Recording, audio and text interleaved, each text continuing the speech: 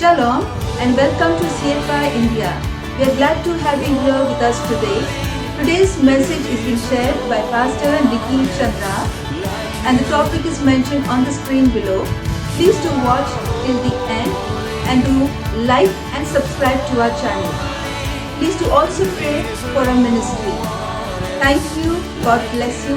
Praise the Lord. I was requested to share the first word and to also give an introduction to this day of Good Friday and the 7 words on the cross.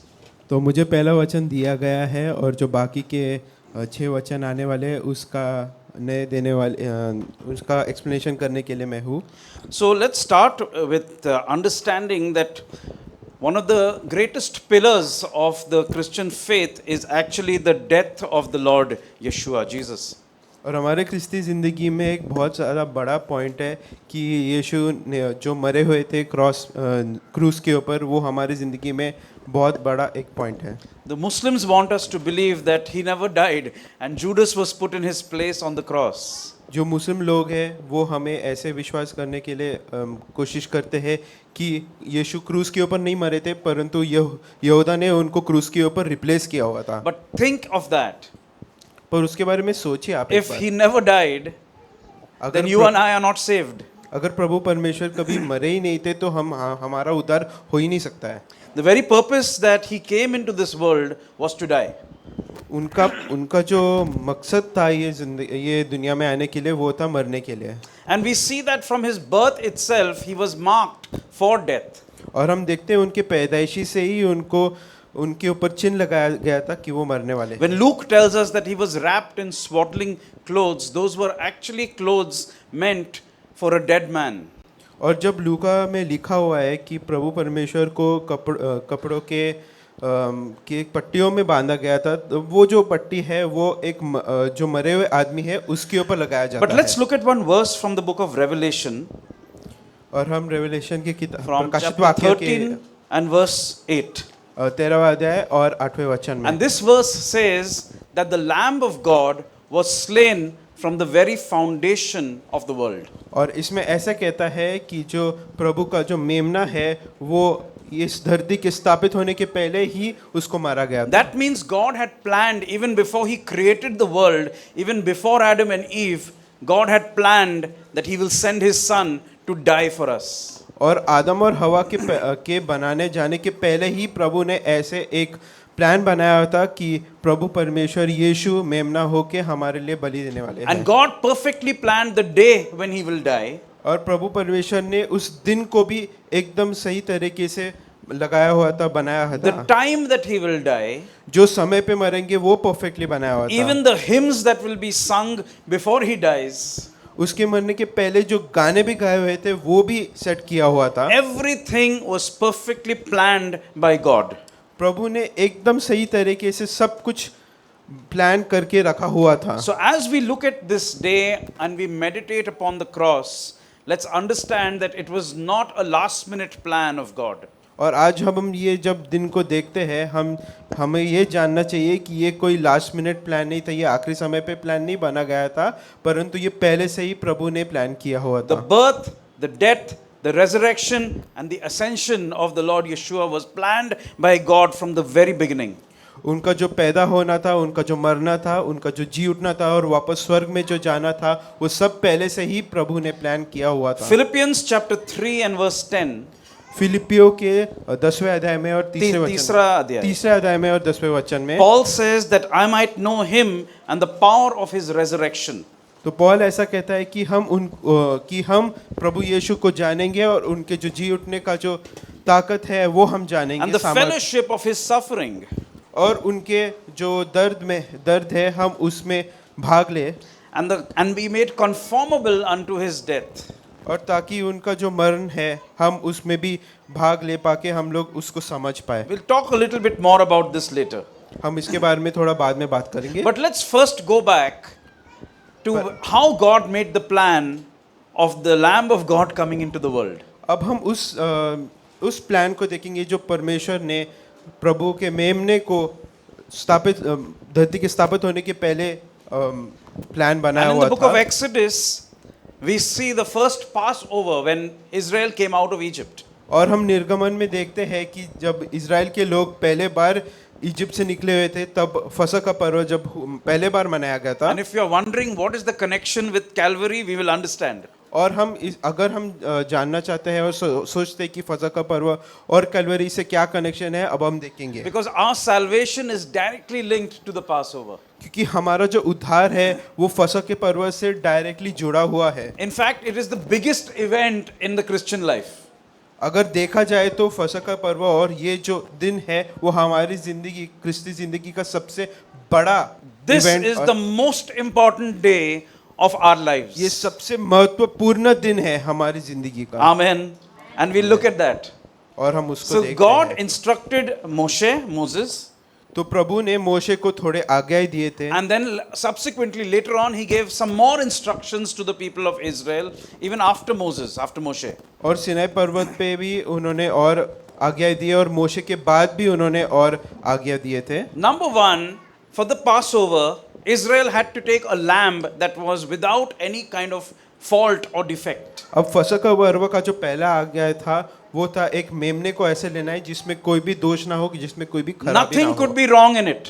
उस मेमने में कोई भी खराबी नहीं होना चाहिए। Passover is about the lamb.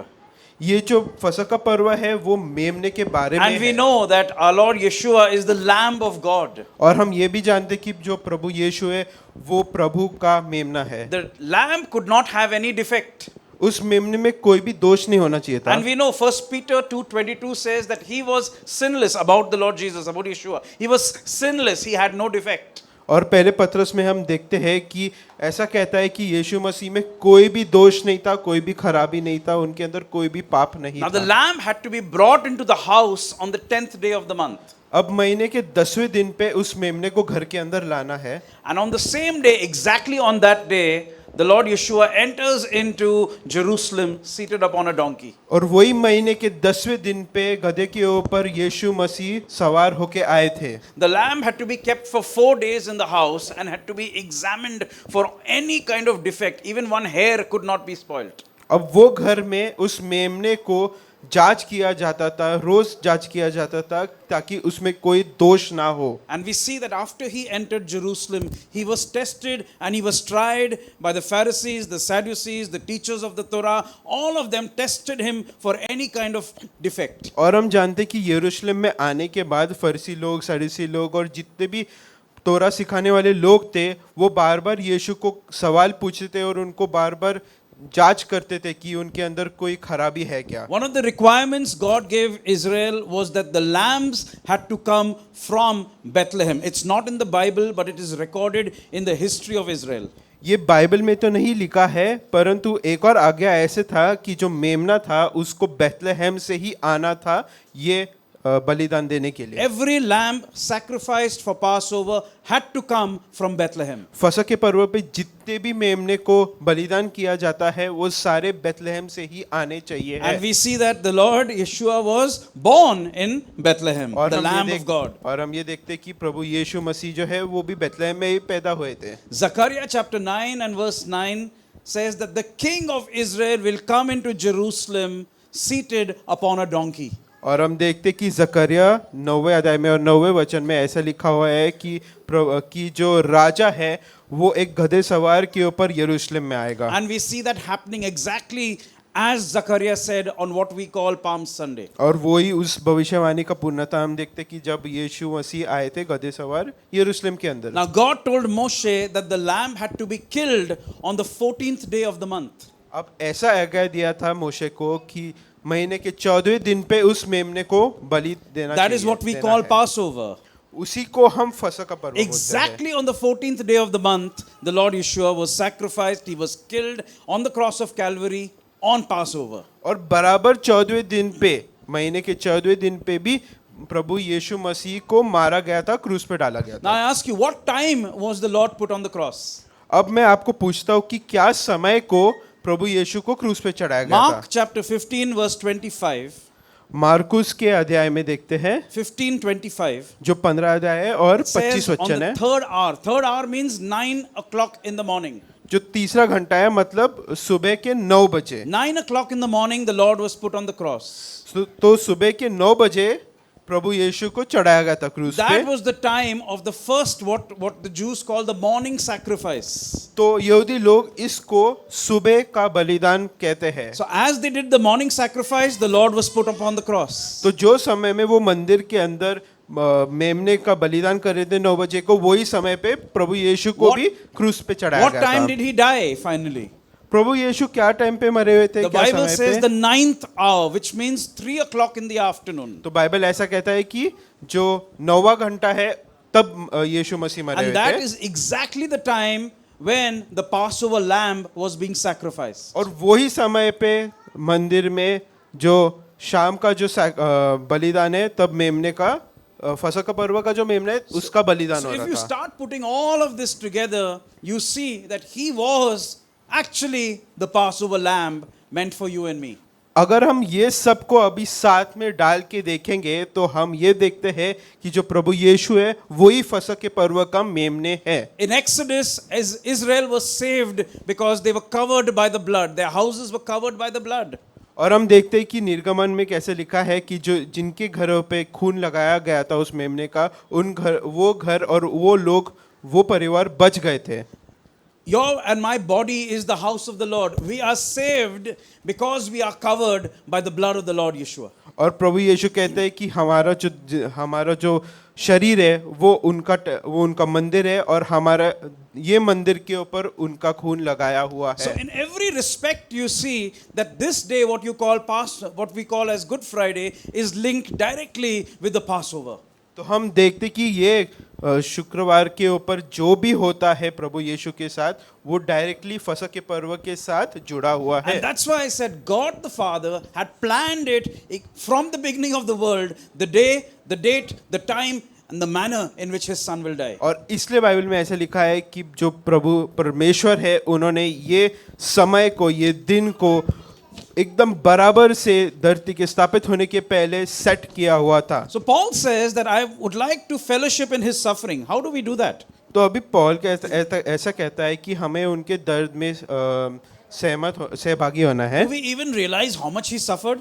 क्या हम जानते भी हैं, क्या हम सोच भी सकते कि वो उनको कितना दर्द सहा How much उन्होंने, pain he went through? वो कितना दर्द से गए। He was beaten all night. उनको पूरे रात मारा गया था। Crown of thorns on his head, hammered into his head. उनके सर के ऊपर उस कांटों का ताज लगाया हुआ था, उनके सर में घुसाया गया था। In Gethsemane, he was sweating blood. Gethsemane के बाग में वो खून का उनका पसीना निकल रहा था। He was beaten in a manner that we read Isaiah, we could not even recognize him. और यशाया में ऐसा भी लिखा है कि उनको इतना मारा गया था कि अभी उनको कोई पहचान भी नहीं सकता था। He didn't even look like a human anymore.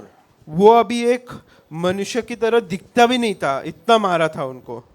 If you read the previous chapter of Isaiah, it says that even every hair of his beard, they plucked it out one by one. अगर हम वो अध्याय के पहले वाला अध्याय पढ़ते हैं यशाया में, तो ऐसा भी लिखा है कि उनके जो दाढ़ी है उनका हर एक बाल को खींच के Try निकाला doing हुआ that था। to yourself for one hair and see how you feel. आप खुद के बाल को एक बाल को खींच के एक बार देखिए, And see how you feel. आपको कैसे He was लगता है scourged. उससे? The Bible says he was scourged. That means they took a whip with stones and with nails and they hammered his back 39 times, so much that every part of the skin right till the bone was ripped out.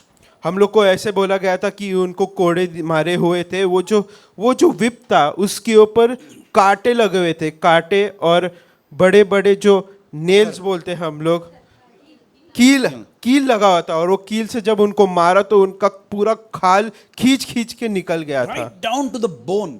पूरे हड्डी तक निकल गया था उनका, There was nothing left. कुछ बचा ही नहीं था उनके शरीर The के ऊपर। Romans were not kind people. They were brutal people. जो रोमियो के लोग थे वो बहुत भयंकर लोग थे। One of the great preachers of God called Kenneth Copeland, he made this statement. और जो केनेथ कोपलैंड पास्टर है, जो बहुत बड़े प्रभु के He says, दास not है, only did they injure the body of the Lord, they abused it in every sense that the human mind can imagine. और वो ऐसे कहते हैं कि उन्होंने सिर्फ घाव नहीं पहुंचाया, उन्होंने इतना अपमान किया प्रभु परमेश्वर को कि आप जितना भी सोच सकते हैं अपमान है उससे ज्यादा किया And उन्होंने। Paul says, I want to fellowship in that suffering. और पॉल ऐसे कहता है कि मुझे वही दर्द में मुझे सहभागी करना है। I'm telling you, we are very comfortable. मैं आपको बोल रहा हूँ हम लोग बहुत अच्छी जिंदगी जी We रहे don't हैं। realize how much he really suffered. हम जानते नहीं है कि वो कितना दर्द से गए And हुए today, हैं। when we look at the 7 words on the cross, और जब हम आज 7 वचन को देखते we हैं need to understand what it means to us. तो हम लोग को वो सोचना है कि हमारी जिंदगी में क्या मायने रखता 6 है out of the 7 words were fulfillment of prophecy. ये जो उस 7 वचन में से जो 6 है वो भविष्यवाणी का पूर्णता है। On the cross, he was demonstrating that he is God's chosen Messiah, the Son of Man. उस क्रूस के ऊपर भी वो ये साबित कर रहे थे कि वो ही परमेश्वर के वो चुने हुए मेमने हैं। Except for the word woman, behold your son, every other word was a fulfillment of prophecy. सिर्फ वो वाला जो वचन है नारी देखो तुम्हारा बेटा, वो छोड़ के बाकी सारे 6 वचन भविष्यवाणी का पूर्णता And है। as we look upon the cross, we need to think about it. What was nailed to the cross? हमें ये देखना है कि क्रूस पे जब यीशु को कीला लगा से मारा हुआ था और उसको घायल किया था, हम लोग को देखना है कि क्या है वो It is जो not the क्रूस Old के ऊपर Testament लगाया that गया was था। nailed to the cross. ऐसा नहीं है कि जो पुराना करार है वो क्रूस के ऊपर It is टंगाया not गया the था। law that was nailed to the cross, तोरा को नहीं लगाया गया था, but it was the sin of you and me, the curse of you and me that was nailed to the cross. हमारा जो श्राप है, हमारे जो पाप है जिंदगी में, उसको लगाया गया था And क्रूस के therefore, ऊपर। when we now start to look at forgiveness, it needs to bring to us a full understanding of what that means. तो अब हम जब इस माफी करने का जो खूबी है वो उसको जब हम देखते तो हमारी जिंदगी में वो उसका असली मान्यता आना चाहिए। Amen. So the Amen. first word that he spoke on the cross was, Father, forgive them, for they don't know what they're doing. तो सबसे पहले जो वचन या शब्द उन्होंने बोला था वो ये था कि प्रभु पिता उनको माफ करो क्योंकि वो नहीं जानते कि वो After क्या कर रहे हैं। all this beating that he's gone through, after all the insults, this is what he says, Father, forgive them. पूरे रात मार खाने के बाद उनको इतना मारा, उनको इतने कोड़े दिए, उनको इतना बुरा बोला, ये सब होने के बाद वो क्या बोलते कि प्रभु उनको माफ करो क्योंकि वो नहीं But जानते we क्या see the कर रहे nature हैं। of God is to forgive. पर हमको ये देखना है कि जो प्रभु पिता है उनका जो चरित्र है वो माफ करने का In Exodus है। 34 and verse 7, when God introduces his name to Moshe, he says, I'm a God who forgives offenses. जब हम निर्गमन के इस निर्गमन में 34 वचन में देखते और हैं 7 कि अध्याय। और 7 अध्याय में 7 वचन, sorry. चौथा अध्याय 24 अध्याय और 34 अध्याय 7वां वचन. 34 अध्याय और वचन में God हम introduces his name to Moshe. हम देखते कि जो पिता है उन्होंने मोशे को अपना बोला, And he ये says, बोला कि हमारा चरित्र माफ करने का I am a है। God who forgives offenses. वो ऐसे कहते हैं कि मैं वो खुदा हूँ जो पापों को क्षमा करता है। I'm slow to anger and I'm abundant in mercy. मैं गुस्सा होने में मैं जल्दी गुस्सा नहीं होता हूँ और मैं दया से भरा हुआ हूँ। And on the cross, Yeshua displays the same heart of the Father. और क्रूस के ऊपर प्रभु यीशु ने ये वही चीज दिखाया जो प्रभु पिता ने मोशे को कहा हुआ था। The ability to forgive. वो वाला चरित्र कि हम वो क्षमा कर सकते। This word, Father, forgive them, was prophecy being fulfilled. तो हम देखते हैं कि जब प्रभु यीशु कहते हैं कि पिता उनको क्षमा करिए, ये सिर्फ एक भविष्यवाणी है जो पूरा हो Isaiah रहा था। 53:12, we just read it, the last verse that we read. यशायाह का 53 अध्याय और 12 वचन Let's see हम it देखते again. हैं। Let's see it again. It says, He bore the sin of many. वो ऐसा कहता है कि उन्होंने सारे लोगों का पाप उनके ऊपर ले And He लिया made intercession for the transgressors or for the sinners. और उन्होंने सारे लोगों के लिए मध्यस्थता किया He परमेश्वर made पिता के साथ। intercession for the sinners. उन्होंने सारे पापियों के लिए मध्यस्थता When की है। Yeshua said on the cross, Father, forgive them, He was fulfilling this prophecy of Isaiah 53 verse 12. तो जब परमेश्वर बोलते हैं कि प्रभु पिता उनको माफ करो तो वो भविष्यवाणी को पूरा कर रहे थे। Because He is making intercession right now for sinners who don't know what they're doing. क्योंकि वो हर समय पे हमारे लिए जो पापी लोग हैं हमारे लिए मध्यस्थता कर रहे प्रभु पवित्र पिता के सामने। It also sets to us an example of our lifestyle. वो हमें एक ऐसे उदाहरण बन के आते हैं जिसे हमारे जिंदगी में हम लोग को बनना है, Because we are supposed to walk like he walked. क्योंकि हम लोग को उनके उनके वो जैसे चले हम लोग को वैसे ही Behave चलना like he है। behaved. उन्होंने जैसे व्यवहार किया हम लोग को भी वैसे ही In व्यवहार Matthew, करना है। in what we call the Sermon on the Mount, he tells his people, he said, if someone slaps you, turn the other cheek. उन्होंने क्या कहा कि कोई आपको अगर आपके मुंह पे झापड़ दे तो हम लोग को दूसरा गाल दिखाना है, And that is meant for individual lifestyle. और वो हमारे खुद के पर्सनल लाइफ में मान्य होता I है। remember Karina's father. He's not with us. His memory is blessed. But I remember him performing this once or doing this once. और हम करीना के पिता का मैं याद करता हूँ, वो अभी नहीं है, पर उन्होंने भी ये उधार दिया था। Just after a church service like this, he was standing near the pulpit, and a very thin man, someone like Ebenezer, came and slapped him. और ऐसा हुआ था कि उनके चर्च सर्विस के बाद वो ऐसे ही पुलपिट के पास खड़े थे और अभी जैसे एक पतला आदमी ने उनको आके झापड़ मारा। And he was a big tough guy. He was like the Rock. और उनके जो पिता है वो एकदम खली जैसे हट्टे खट्टे Not थे। as tall as Khali, but उसके yeah, he जैसे was लंबे somewhat नहीं like पर that. वैसे ही हट्टे खट्टे They थे। would have just pushed him, and that fellow would have. I mean, I'm telling you, he may have died. अगर उन्होंने उस Because आदमी को that धक्का भी दे दिया तो वो क्या पता मर भी जाता था। But what did he do? पर उन्होंने क्या किया? He said, "Brother, you slapped me.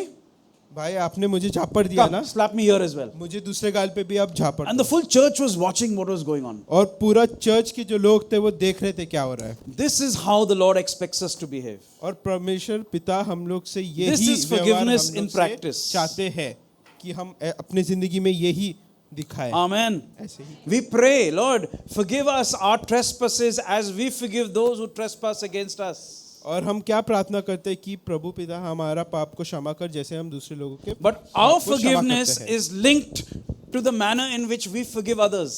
पर हमारा जो क्षमा है वो उससे जुड़ा हुआ है जैसे हम दूसरे लोगों को क्षमा करते We हैं। don't want to forgive others, but we want God to forgive us. हम चाहते हैं कि परमेश्वर हमारे पापों को क्षमा करे, पर हम खुद दूसरे लोगों And on का the पाप को क्षमा cross, नहीं करते Yeshua हैं। setting us that example of forgiveness. और प्रभु यीशु वही उदाहरण हमको देते हैं क्रूस के ऊपर कि वो दूसरे लोगों को क्षमा कर रहे हैं। Think of what forgiveness does.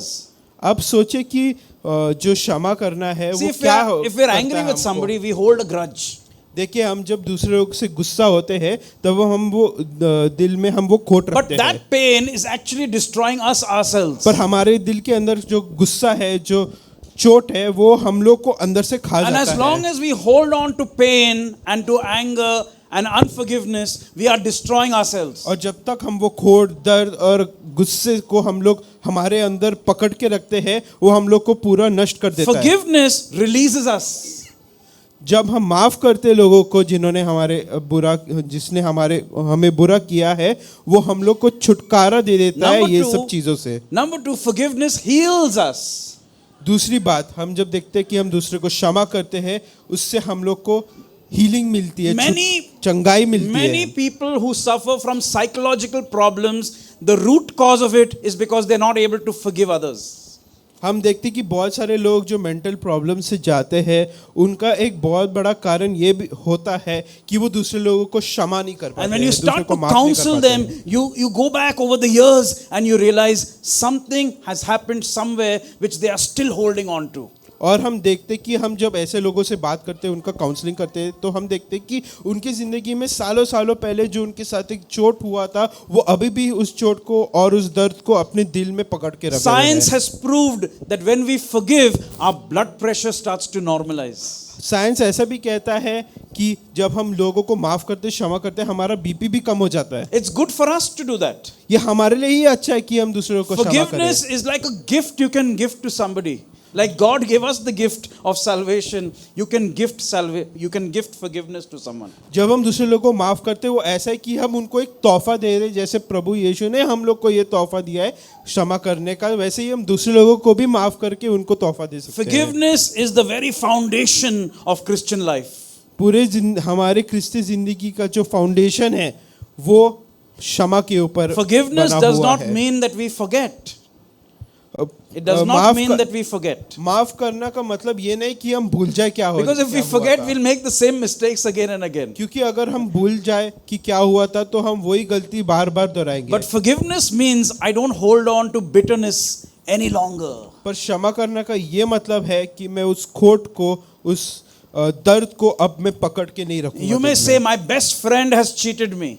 हम ऐसे भी बोल सकते कि हमारा सबसे जो अच्छा दोस्त है उसने भी मेरे को चोट दिया है, मेरे साथ बुरा किया है। Yeshua's best friend who was eating with him also did the same thing to him. अरे प्रभु परमेश्वर के जो शिष्य थे यहूदा, उसने जो प्रभु यीशु के साथ किया वो तो उसके साथ रोज खाता पीता था। People who were close to him, people who knew him, and people who did not know him also were beating him. तो जो लोग उनको जानते थे, जो लोग उनके पास थे और जो लोग उनके पास नहीं भी थे, उन सब लोगों ने उनको बुरा बोला और उनको People मारा। who knew nothing about him were beating him. जो लोग उसके बारे में कुछ ही नहीं जानते थे फिर भी वो आके उनको मार रहे And थे। yet he said, Father, forgive all of these people. और ये सब होने के बाद भी उन्होंने क्या कहा कि पिता उनको माफ कर। And he sets us an example of true Christian living. और हमारी किसी की जिंदगी का सच्चा जो मार्ग है वो हम लोग का उदाहरण प्रभु यीशु दिखाता And है। what I would like all of us to do right now और हम लोग को अभी क्या करना है is to think for 1 minute कि 1 मिनट के लिए आप बस सोचिए about somebody who has hurt you. अब उसके बारे में जिसने आपको एक बहुत बड़ा चोट दिया। Maybe आपकी they जिंदगी have में। spoken very bad things to you or about you. क्या पता उन्होंने आपके बारे में क्या बोला, बुरा बोला आपके बारे में, आपको चोट दिया है। Maybe they financially hurt you. उनको आपको आपके पैसे को लेकर आपको Maybe दर्द they've दिया है spoiled your उन्होंने। name. उन्होंने आपके नाम को खराब किया लोगों के Maybe बीच में। you have done a lot for them, but they have just turned their backs on you. या फिर वो ऐसे भी लोग हो सकते हैं जिनके लिए आपने इतना सारा किया, आपने जिंदगी में इतना सारा दिया उनके लिए, फिर भी उन्होंने पीठ घुमाकर आपसे चले गए। Maybe they've tried to destroy your life. क्या पता उन्होंने आपकी जिंदगी को नष्ट करने का कोशिश Maybe किया they've है। stolen your promotion in office. क्या पता उन्होंने आपके ऑफिस के प्रमोशन को उन्होंने छीन Whatever लिया be the है। case, think of such people right चाहे now. जो भी लोग हैं ऐसे, आप उनके बारे में सोचिए एक बार। And as Yeshua said, just pray right now, Father, forgive that person. और सच्चे मन से एक बार प्रभु परमेश्वर के जैसे उन्होंने अपने अपराधियों को माफ किया, वैसे ही आप I'm अपनी telling you, जिंदगी में वो just एक बार release बोलिए। the person right now. Release the person and you will feel a lightness coming into your बस life. उस मनुष्य को, उस व्यक्ति को छोड़ दीजिए, माफ कर दीजिए और आप देखिए आपके दिल में कैसे आप हल्का हो Because जाते हो। see, we're not expected to only know the words of the Lord. We are expected to practice the words of the Lord. क्योंकि हम लोग को सिर्फ परमेश्वर के शब्द या वचन को सिर्फ जानना नहीं है, परंतु हमारी जिंदगी में हम लोग को वो करना है। I can know the Bible back and forth, but if I'm not practicing it, there's no use. हम पूरे बाइबल को रट्टा मार सकते हैं, पर अगर हम जिंदगी में उसको कर नहीं रहे हैं,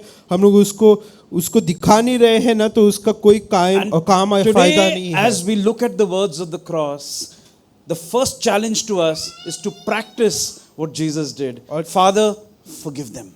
और आज जब हम ये 7 वचन को देख रहे हैं, हमारा सबसे बड़ा चैलेंज ये होना चाहिए कि हम उसको हमारी ज़िंदगी में कर रहे हैं और दिखा रहे हैं। और सबसे पहला स्टार्टिंग यही है कि प्रभु उनको क्षमा I करो। tell you, your life will change. You'll sleep peacefully. Your health will change. You will start to see success in your life when you release and you forgive people. मैं आपको guarantee दे सकता हूँ, आप बस एक बार क्षमा करके देखिए आपका ज़िंदगी कैसे बदल जाता है।